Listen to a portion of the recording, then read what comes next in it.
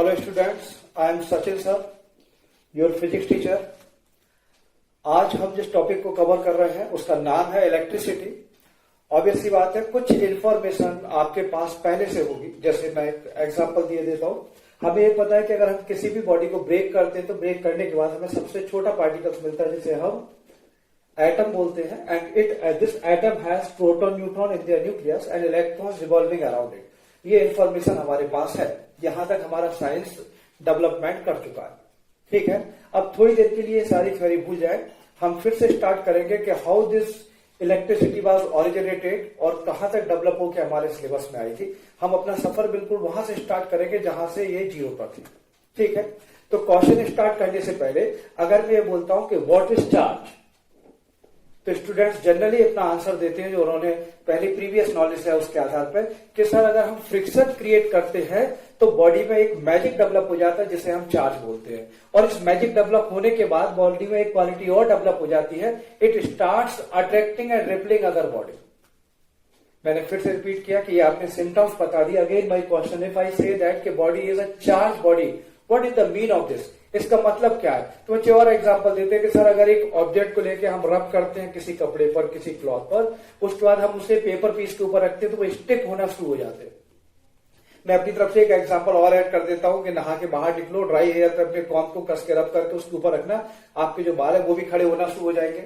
It means body is getting charge, body पर charge आ गया। Again my question, what is charge? Students is unable to give the answer कि sir समझ में नहीं आया। इसके फंडामेंटल तो समझ में आ गए कि एक बॉडी पर चार्ज आता है, वी आर क्रिएटिंग फ्रिक्शन।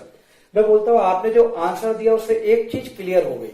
क्या क्लियर हो गई? कि एक बॉडी को चार्ज करने के लिए बाहर से आपको कुछ लाके उसके ऊपर रखने की जरूरत नहीं पड़ती है। इसका मतलब है हमने जैसे ही बॉडी को एनर्जी दी, फ्रिक्शन किया, वर्क डन किया, बॉडी पर जैसे वर्क डन किया, फ्रिक्शन दिया, तो मैंने ये देखा कि इसके अंदर एक कोई इनहेरेंट क्वालिटी थी जो हमें नजर नहीं आ रही थी, वो निकल के बाहर आ गई। और बाहर आने के बाद इसने क्या किया? पेपर लाइक स्मॉल पीसेस को अट्रैक्ट करना शुरू कर दिया। ये इसका इंडिकेशन भी है कि इस बॉडी पर चार्ज आ गया। यहां तक बात बेटा अच्छे से समझ में आ रही है? तो क्वेश्चन उठता है कि अगर एक बॉडी पर चार्ज आ गया तो इस बॉडी पर चार्ज कैसे आया? क्योंकि उस समय हमारे साइंस ने इतना डेवलपमेंट नहीं किया था, तो हम ये मान के चलते थे कि अगर एक बॉडी को हम डिफाइन करेंगे किसी ऑब्जेक्ट को, तो हम ये बोलते थे it is nothing but it is collection of small particles. और इन पार्टिकल्स को, इस बॉडी को हम ब्रेक करते जाएंगे तो आखिरी में जो सबसे छोटा पार्टिकल्स मिलेगा उसको हम एटम मान लेते थे। अब जरा इसको ऐसे अप्रोच करो कि सबसे पहले एक बॉडी पे चार्ज है, इसको कैसे हमने एक्सप्लेन किया होगा, कैसे इसको समझा होगा। थोड़ी देर के लिए मान लेते कि ये थ्योरी मेरे द्वारा प्रोपोगेट की गई है, मेरे द्वारा डेवलप की गई है। तो मैंने क्या किया होगा समझना। I took 2 glass rod, G1 and G2, मैंने नाम दे दिया। मैंने इन दोनों को फ्रीली सस्पेंड किया। फ्रीली सस्पेंड करने के बाद देखा कि they are freely suspended and they are not applying any attractive और repulsive force with each other. यहां तक बात मुझे समझ में आ गई।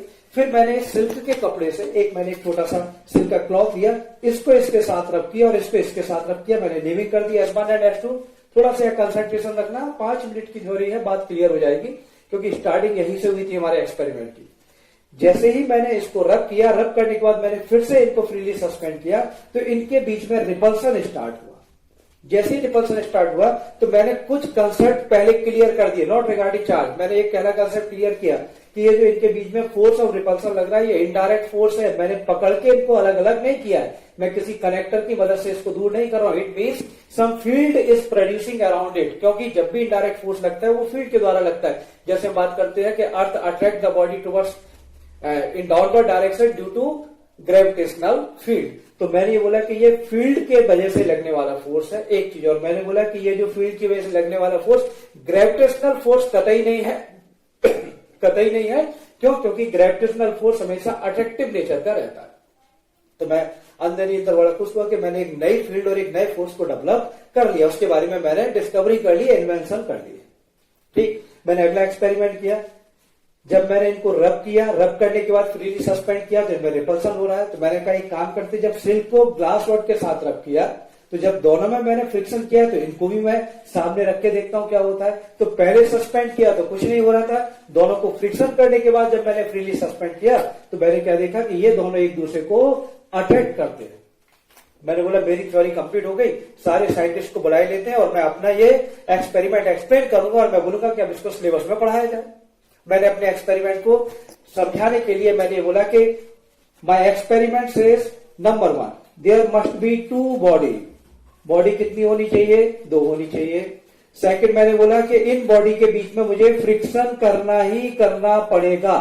व्हेन आई रबिंग इट, मैं इसको फ्रिक्शन क्रिएट करूंगा, ठीक है।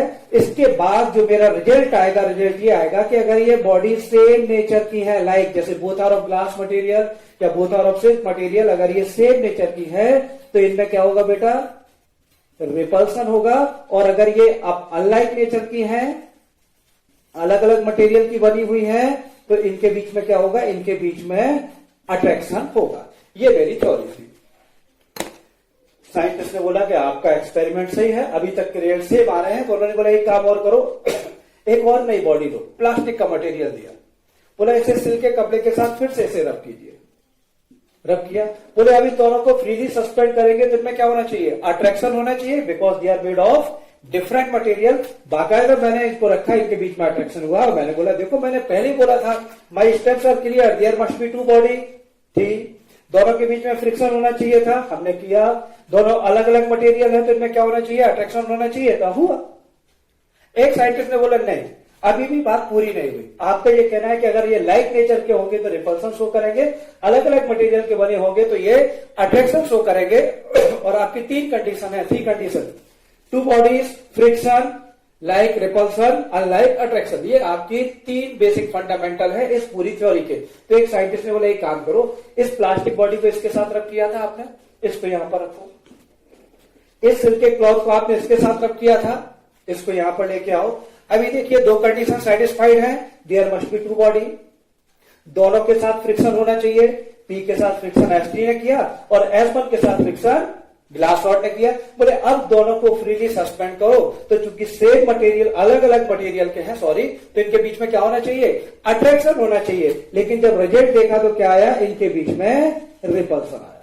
जैसे रिपल्सन आया तो मैं समझ गया कि मेरा एक्सपेरिमेंट सॉरी, मेरा एक्सपेरिमेंट या तो इनकम्प्लीट है या रॉन्ग है।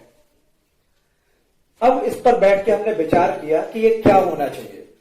जैसे मैंने इस पर विचार किया तो मैंने ये सोचा कि जब मैं फ्रिक्शन क्रिएट करता हूं तो इनके बीच में कुछ ऐसा एक्सचेंज होता है, इनके बीच में कुछ ऐसे रिलेशंस डेवलप होते हैं जिसके बाद या तो एक दूसरे को ये अट्रैक्ट करते हैं या रिपल करते हैं, एक दूसरे को लेके न्यूट्रल नहीं रहते। तो चूंकि उस समय साइंस ने डेवलप नहीं किया था, हम electrons, proton, electron theory of electricity नहीं समझते थे, हमने ये मान लिया कि मे बी पॉसिबिलिटी है कि यहां से ग्लास रॉड ने कुछ मास इस सिल्क के क्लॉथ को दे दिया। तो अगर ग्लास ने डोनेट किया है तो मैंने इसको एक नाम दे दिया कि इट शुड बी पॉजिटिव, और सिल्क ने गेन किया है, क्योंकि जो गेनर है तो इसको मैंने नाम दे दिया it is negative, that is positive, that is negative. अब मैंने यहां पर थ्योरी अप्लाई की कि both are of same nature. मैं ये बात नहीं कर रहा हूं कि both are of same material, अब मैं बोल रहा हूं both are of same nature after friction. Friction के बाद दोनों का एक जैसा नेचर आया है, both are donor by nature in friction. हम ये मान के चल रहे थे कि कुछ यहां से एटम छिटक के सिलिकॉन के पास इकट्ठे हो गए, सॉरी ये S1 क्लॉथ के पास, अपने सिल्क के क्लॉथ के पास इकट्ठे हो गए होंगे, हम ये मान के चल रहे हैं।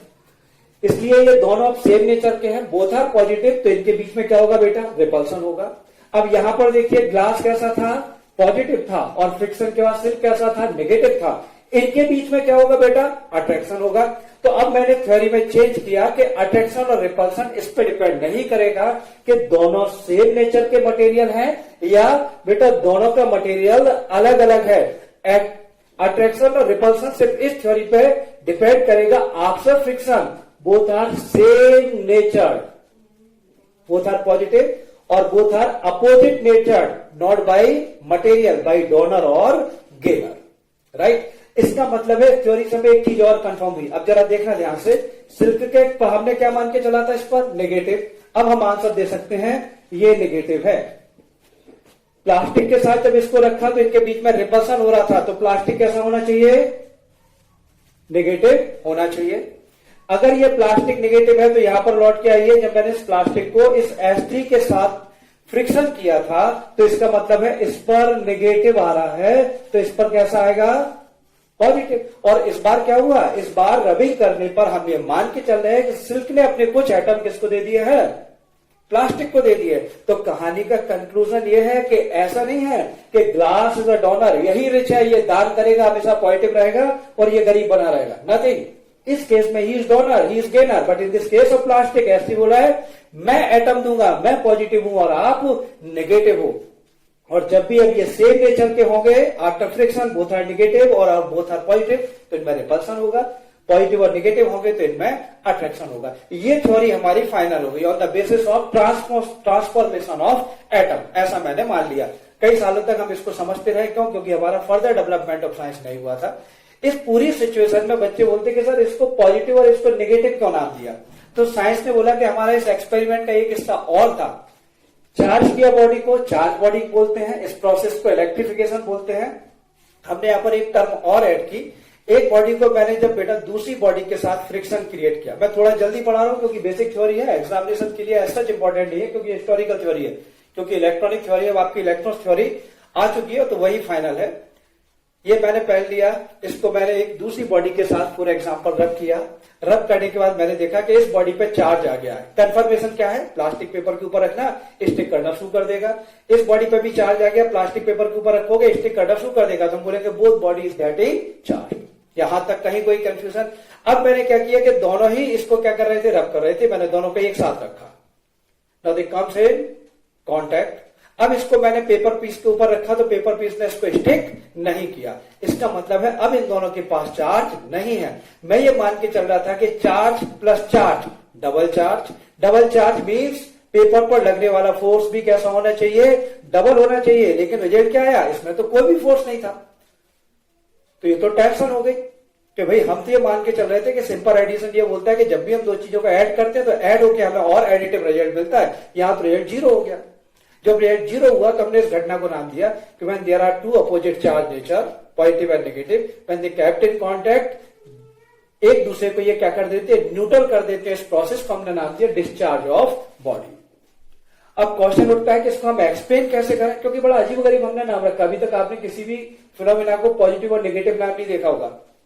तब हमारे साइंटिस्ट ने बोला कि भाई हम इसलिए अब पॉजिटिव नेगेटिव नाम रख रहे हैं क्योंकि अब हमें अब मैथ्स की मदद लेनी पड़ेगी, क्योंकि मैथमेटिक्स ने हमें अलाउ कर रखा है कि एडिशन करने पर आपका आंसर जीरो आ सकता है। +3 + -3, +3 और -3 को ऐड करो, आंसर कितना आता है बेटा?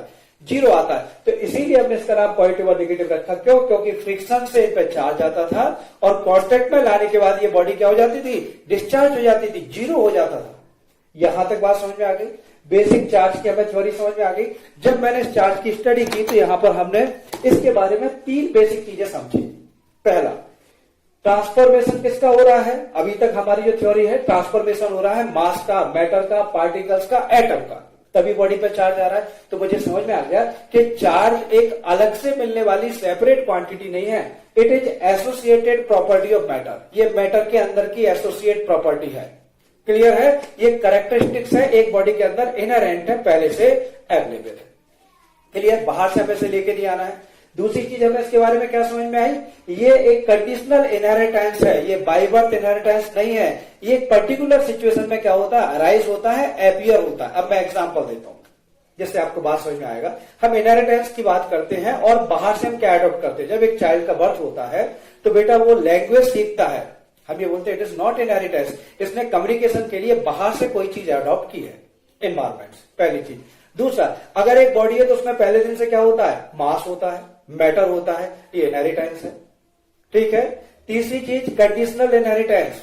कंडीशनल इनहेरिटेंस के वैसे उसमें ये क्वालिटी थी लेकिन नजर नहीं आ रही थी, पर्टिकुलर सिचुएशन में दिखने लगी। जैसे कुछ बच्चे बोलते हैं सर मुझे डस्ट से एलर्जी है, डस्ट जैसी दिखती है ना मुझे छींक आना शुरू होती है। सर मुझे धूप से एलर्जी है, मैं धूप में जाता हूं तो मुझे मेरी स्किन पर एक ब्लैक स्पॉट आना शुरू हो जाते हैं, वैसे नॉर्मली नहीं आते। इट इज कंडीशनल इनहेरिटेंस कि ये कैरेक्टरिस्टिक्स आप में अवेलेबल था but it appears in particular situation. अब मैं एग्जांपल देता हूं। जैसे अगर मैं एक ऑब्जेक्ट को उठाऊंगा तो मैं बोलूंगा कि इसमें एक बाय बर्थ इनहेरिटेंस है। वो क्या है? इस बॉडी पे मास था, राइट? और it always shows what? Gravitational field. और ये हमेशा ग्रेविटेशनल फील्ड को शो करती है, उसके इफेक्ट को दिखाती है। अब मैं बोलूंगा इस बॉडी में एक और इनहेरिटेंस है, it could be A charge body. ये बॉडी एक चार्ज बॉडी है, ये इलेक्ट्रिक फील्ड दिखाएगी, लेकिन कब? जब आप फ्रिक्शन क्रिएट करोगे, कुछ मेथड अप्लाई करोगे, तब इसमें ये आपको बिहेवियर देखने को मिलेगा। यहां तक बात अच्छे से समझ में आ गई? कहीं कोई कंफ्यूजन तो नहीं है? चलिए अब हम इसकी जो मॉडर्न थ्योरी है उस पर आते हैं कि ये चार्ज बेसिकली एक बॉडी पर कैसे आता है। जब हमारे साइंस ने और डेवलपमेंट किया, हमें ये पता लग गया कि एटम ही दुनिया का सबसे नन्हा प्राणी नहीं है। अगर हम एटम की बात करते हैं तो एक एटम के अंदर हमें न्यूक्लियस में प्रोटॉन न्यूट्रॉन मिलते हैं और इलेक्ट्रॉन्स इसके चारों तरफ क्या करते हैं, रिवॉल्व होते हैं। साथ में हमने ये भी इन्वेंट कर लिया कि प्रोटॉन पर पॉजिटिव चार्ज होता है, इलेक्ट्रॉन पर नेगेटिव चार्ज होता है, और चूंकि एटम इलेक्ट्रिकली न्यूट्रल है, इसका मतलब है number of proton equal to what, number of electrons. तो जितना प्रोटॉन पर चार्ज होगा उतने इलेक्ट्रॉन पर होगा। प्रोटॉन न्यूट्रॉन आपस में बराबर होंगे क्योंकि एटम एक इलेक्ट्रिकली न्यूट्रल है। हमने और डेवलपमेंट किया तो हमें यह पता लग गया कि एक प्रोटॉन पर या एक इलेक्ट्रॉन पर कितना चार्ज होता है, 1.6 इंटू 10⁻⁻19 कूलम। कूलम इसकी यूनिट, सी लिख देते बस खाली। ठीक, अब समझना आसान है। अगर प्रोटॉन पर चार्ज है तो हम क्या लिख देंगे बेटा, प्लस, और इलेक्ट्रॉन पर चार्ज है तो हम क्या लिख देंगे, माइनस। यहां तक समझ में आ गया? ये थ्योरी हमारी डेवलप हुई। अब क्या हुआ होगा जब मैंने ग्लास रॉड को सिल्क के साथ रब किया होगा, तब ये सिचुएशन क्या रही होगी। अब हम इसको समझते हैं। यहां पर मैं सेपरेट एक डायग्राम बनाता हूं। देखिए, मैंने थोड़ी देर के लिए मान लिया कि ये ग्लास रॉड है, इसका ये एटम, ठीक, ये अगेन प्रोटॉन न्यूट्रॉन, और ये सिल्क है, इसके ये एटम। जब मैंने फ्रिक्शन क्रिएट किया, इसका मतलब है मैंने एनर्जी दी, मैं दोनों को पास पास लेके आया। जैसे मैं पास पास लेके आया और मैं एनर्जी दूंगा तो क्या होगा बेटा, समझना, ये एनर्जी इस बॉडी को डिटैच, इनके पार्टिकल्स को डिटैच करेगी। इलेक्ट्रॉन को भी कर सकती है, प्रोटॉन को भी कर सकती है, न्यूट्रॉन को भी कर सकती है। अब क्वेश्चन उठता है कि सर जब हमने फ्रिक्शन में एनर्जी दी है, क्या दैट एनर्जी सफिशिएंट, क्या ये इतनी अधिक है कि हम तीनों में से जिसको बाहर निकालना चाहे निकाल सकते हैं, आइदर इलेक्ट्रॉन, प्रोटॉन और न्यूट्रॉन? तो बोलूंगा नो, ये इतनी सफिशिएंट एनर्जी नहीं है कि ये प्रोटॉन को यहां से निकाल पाए। उसके दो रीजन है। एक तो इस न्यूक्लियस की बाइंडिंग एनर्जी बहुत ज्यादा है, ये शब्द आपको बाद में समझ में आएगा। अभी इसको ऐसे समझ लीजिए कि प्रोटॉन का जो मास है वो इलेक्ट्रॉन के मास से बहुत ज्यादा है, दैट इज नियरली 1837 टाइम्स।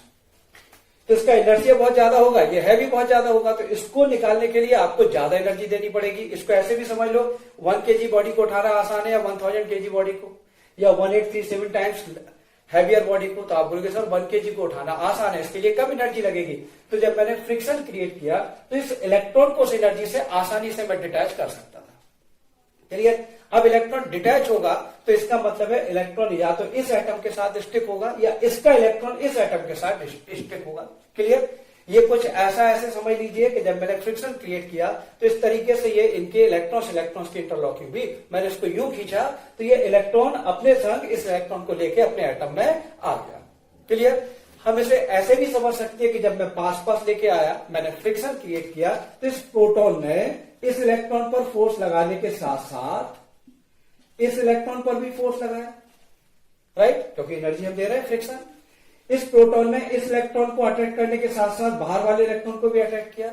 अगर ये प्रोटॉन ज्यादा स्ट्रांग है तो अपने इलेक्ट्रॉन को तो अपने पास रखेगा, साथ में क्या करेगा, इस नियर बाई इस पड़ोसी इलेक्ट्रॉन को भी खींच के कहा जाएगा, अपने पास लेके आ जाएगा, राइट? तो जैसे ही एक मटेरियल, एक एटम या एक बॉडी इलेक्ट्रॉन को लॉस करेगी और दूसरी बॉडी इलेक्ट्रॉन को गेन करेगी, तुरंत ये बोलेंगे अब मैं आम आदमी नहीं हूं, ना आई एम अ मैजिशियन, मेरे पास स्पेशल क्वालिटी है, मैं लोगों को अट्रैक्ट और रिपल करने की क्षमता रखता हूं। मैंने कहा अच्छी बात है। मैंने कहा ये चीज ये भी बोल रहा है, आप भी बोल रहे हो, तो कुछ तो मैं डिफ्रेंशिएट करूं। तो उन्होंने बोला हमारा डिफ्रेंशिएशन है, मुझ में ये ability to create electric field to attract and repel to body, ये मेरे पास आई है after losing my 1 electron, after losing my 1 electron. इसलिए मेरा नाम पॉजिटिव। क्यों? क्योंकि अब मेरे पास प्रोटॉन इलेक्ट्रॉन से एक ज्यादा है। क्लियर? इससे बात की इसने भी रिपीट किया कि I also have the same quality but I am negative by nature because now I have 1 extra electron then proton. यहां तक ये थ्योरी आपको बिल्कुल क्लियर हो गई। इसमें कहीं कोई डाउट तो नहीं है। तो मुझे ये समझ में आ गया कि एक मटेरियल से इलेक्ट्रॉन लॉस होगा तो उसको हम पॉजिटिव बोलेंगे, एक मटेरियल से इलेक्ट्रॉन गेन होगा उसको हम नेगेटिव बोलेंगे। अब क्वेश्चन उठता है कि एक बॉडी पर चार्ज कितना आएगा, तो बहुत सिंपल है। देखो बेटा, मैं एक एग्जांपल दे रहा हूं। मान लो 10 प्रोटॉन 10 इलेक्ट्रॉन थे, इस मटेरियल के पास भी 10 प्रोटॉन और 10 इलेक्ट्रॉन थे। इसने 1 इलेक्ट्रॉन यहां से शिफ्ट कर दिया, फ्रिक्शन क्रिएट किया, एनर्जी दी, एक इलेक्ट्रॉन डिटैच होकर यहां से पहुंचा। जैसे ही अब मैं यहां बात करता हूं तो ये बोलेगा आई हैव 10 प्रोटॉन 9 इलेक्ट्रॉन, और यहां क्या मिलेगा, I have 10 proton and 11 electron. Right, यहां तक थ्योरी में कहीं कोई डाउट तो नहीं है, बात अच्छे से समझ में आ रही है।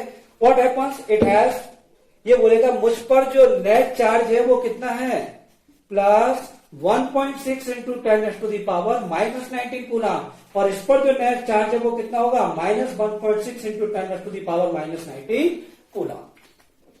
अगर 2 इलेक्ट्रॉन्स का ट्रांसफॉर्मेशन होता है तो इस पर कितना पॉजिटिव चार्ज होता है, 1.6 में हम किससे मल्टीप्लाई कर देंगे, 2 से, और इस पर कितना चार्ज होगा, हम 1.6 में किससे मल्टीप्लाई कर देंगे, 2 से। तो यहां माइनस में उतना चार्ज होगा, उतना ही यहां पर प्लस में चार्ज होगा।